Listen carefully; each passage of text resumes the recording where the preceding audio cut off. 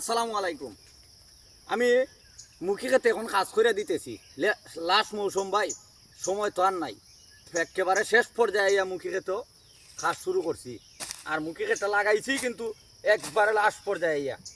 তো আশা করি পাহাড়ের চূড়ায় যারা মুখী খেত করতে চান, মৌসুম কিন্তু বৃষ্টিতেই তার মৌসুম গনে আসবে। পাহাড়ের চূড়ায় কত সুন্দর কইরা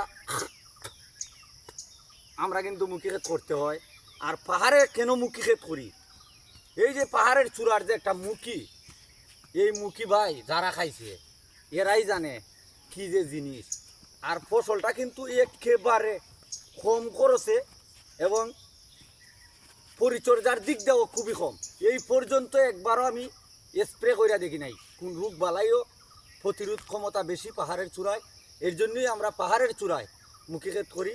তো আপনারাও করবেন, একবার কইরা দেখবেন অবস্থাটা কিতা। খুব ভালো হবে, লাভবান হইবেন পাহাড়ের চূড়ায় মুখী ক্ষেত করলে। ধন্যবাদ, খুদা হাফেজ।